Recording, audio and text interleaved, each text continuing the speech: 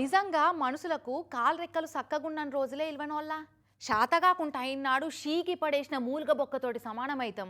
వయసు మీద పడ్డప్పుడు మన పని మనం చేసుకునే బలం అన్న ఉండాలి. అది లేకుంటే ఓ 4 రాళ్ళు ఎన్కేసుకొని అన్న ఉండాలి. గదేనోళ్ళ పైసలు. ఆ 2 లేకుంటే ఇగో గీ పెద్ద మనిషికి పట్టిన గతి పడుతుందేమో. బెల్లం ఉంటేనే ఈగలు వస్తాయి, చెరువులో నీళ్లు ఉంటేనే కప్పలు వస్తాయి. సేమ్ అట్లనే మనిషికి శాతనైనన్ని రోజులే ఇలువ ఉంటుంది. అట కాదంటే పోగేసిన పైసలు ఉంచుకుంటేనే పానం నిలబెడతాయి. పాపం ఆ 2 లేని ఈ ముసలమ్మ పరిస్థితి చూడు ఎట్లయిందో.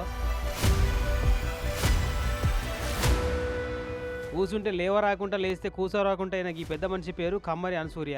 సంగారెడ్డి జిల్లా ఆత్నూర మండలం సిరిపురం సొంతూరు. కొడుకులు లేరు గాని 2 బిడ్డలుంటే ఆ 2కి పెళ్లి చేసిరట.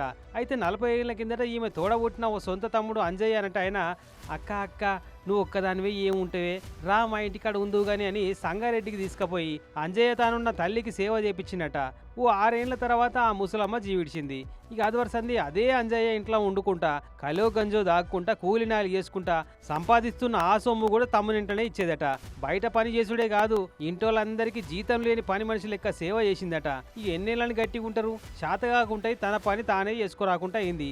రెక్కలు మూలకు పడ్డాయి. ఇగేముంది 40 ఏళ్ల సంది సేవ చేసింది కదా అన్న నినరు లేకుండా చినిగిపోయిన పాత చెద్దను తీసి పడేసినట్టు పట్టుకొచ్చి సిరిపురంలో బోసిపోయిన గోడలు కూడా లేకుండా కూలిపోయిన ఈ సొంత ఇంట్లో ఇవ్వలేని వాళ్ళకు దొంగసాటంగా దిగబెట్టిపోయిర్రట. నన్ను దొంగతనంగా తోలుకొచ్చి ఆపజెట్టి పోయిండ్రు.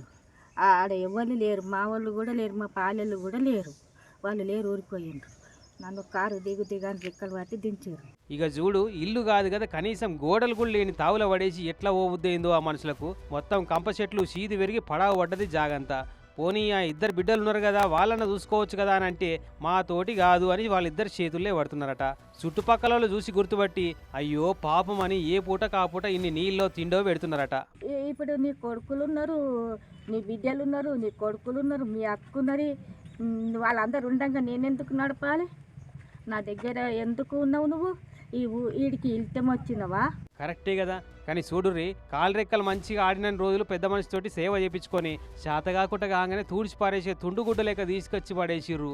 గసంటి స్వార్థ జీవుల కన్నా ఉన్న టాలెంట్ అంతా విండుకున్నాక ఉద్యోగాలు వీకేసి ఇంటికి పంపించే ప్రైవేట్ కార్పొరేట్ కంపెనీలన్నా నయ్యం కదన్నా. బతిలాడితే పోనీతి అని కంటిన్యూ చేస్తారు అని అనుకుంటున్నారట. ఈ పెద్ద మనిషి పరిస్థితి చూసి అయ్యో అనుకుంటున్న హత్నూరు మండల పబ్లిక్ అంతా.